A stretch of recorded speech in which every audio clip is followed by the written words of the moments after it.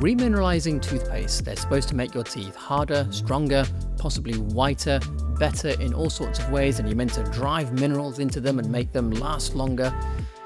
But are they what they are cracked up to be? Do those things actually happen when you use these toothpastes? Are those things even required for us? If they are required, are remineralizing toothpaste the best way to actually achieve that outcome? Or is there another way or other set of ways which are maybe much cheaper or possibly even free so that we don't even need them remineralizing toothpaste? Well, as someone who has worked in dentistry for many, many years, I've retired from it now, but I have many colleagues still in dentistry.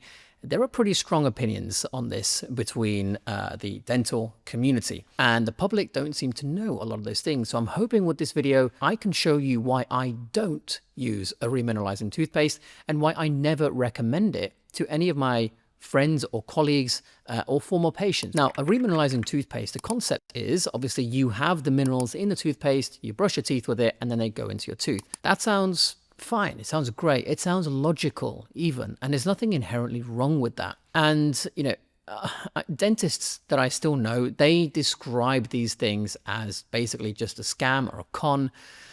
And, I'm not sure I would go 100% that way, but I would say they're completely unnecessary. And it's a waste of money, in my opinion. Why? Well, the idea is sound. You can brush your teeth with this and it will possibly show some mineral increase in the teeth. I'm sure they've done a study to show it. That's not the issue. The issue is, how good is it at doing that? Is it required? And what is the cost?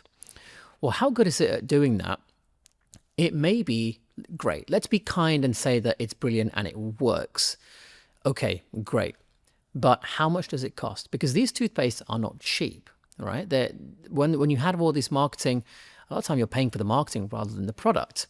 And so they will have things like ACP, amorphous calcium phosphate, which is supposed to increase the amount that's going into the tooth. And again, I don't doubt that. I'm sure there's studies that show it, but it's still unnecessary in my opinion. Now, why is it unnecessary? Well, when we lose minerals from our teeth, from certain things, do you think we would have evolved over 4 to 6 million years without some mechanism to then put those minerals back into the teeth? I don't think so, right? And if you want to remineralize your teeth, let me show you how you can do it for basically nothing, okay?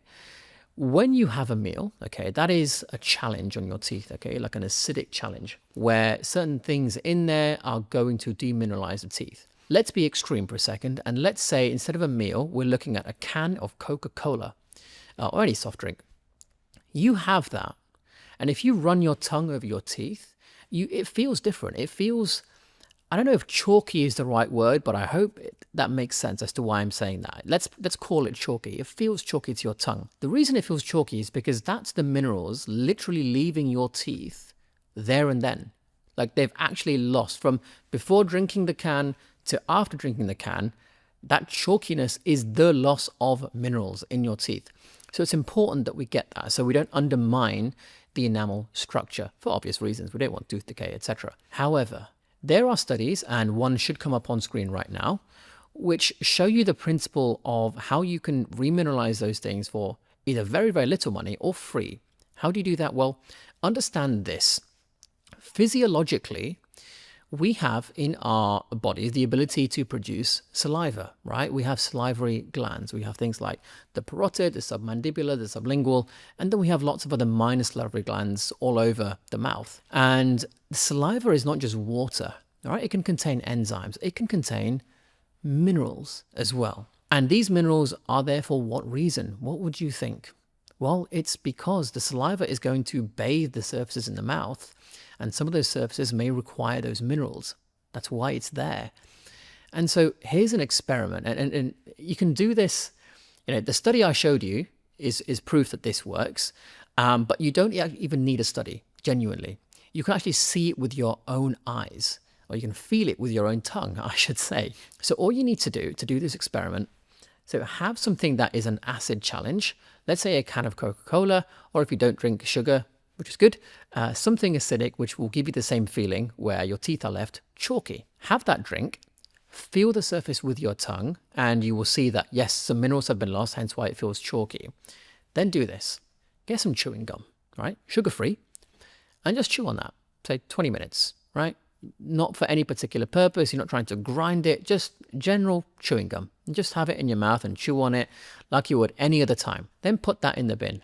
And after 20 minutes, feel the same surface or surfaces with your tongue in the same way. You will not feel that chalkiness anymore. Why? Because the saliva that has now been poured into your mouth from the salivary glands has remineralized those surfaces. And if you've already got chewing gum in your house, well, it's free. You haven't spent any money. And if you don't have chewing gum, well, how much is that? Like £1, $1? Like, it's nothing. And so that will give you the same result. But you don't have to go and brush your teeth everywhere. Now, ideally, once you have your meal, you will actually dislodge all the food in between the teeth as well. I personally like to use a water flosser because it's got good efficiency and it's pretty quick as well. Once you've done that, then chew on the chewing gum as well. And you can see in the study that I showed you on the screen earlier, in that study, they showed 3 different brands of commercially available chewing gum. And they had slightly different composition in terms of the minerals and how they formulate them. That's fine. And amongst all 3, they showed that one showed slightly better ability to remineralize the teeth because of what it was made of. But all 3 showed a massive increase in remineralization of the teeth. Why is that? Because whether it's made with this formula or that formula, the act of chewing it puts saliva in your mouth, and the saliva has those minerals that we need, and they go back into the teeth. That's nature's way of doing it. You don't have to spend a load of money on a fancy remineralizing toothpaste. You know, even toothpaste that talk about hydroxyapatite. Yes, HA, hydroxyapatite, is in the teeth. It's the structure of the enamel. We have calcium hydroxyapatite. If you were to replace the calcium with fluoride, you would have fluorapatite as well. That's a discussion for another day. But guess what? Your body makes that hydroxyapatite by itself and has done for millions of years.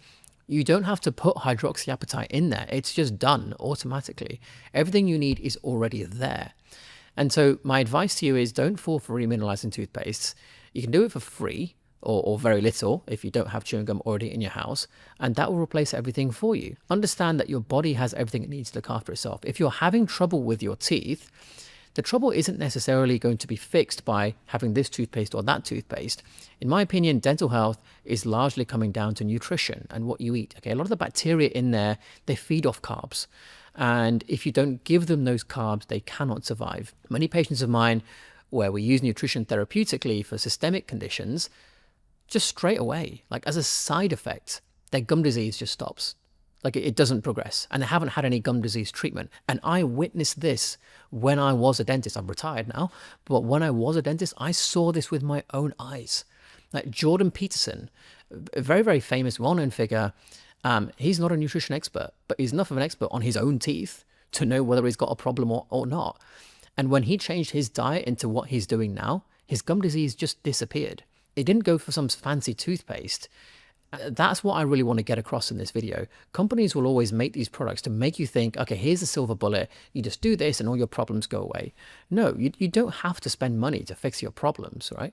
Sometimes it's something else, but it helps the narrative of marketing to make you think that this golden egg is what you need to do to fix your problem. But really you don't. So don't fall for remineralizing toothpaste. You can do it for nothing or very, very little. And frankly, they're just not needed.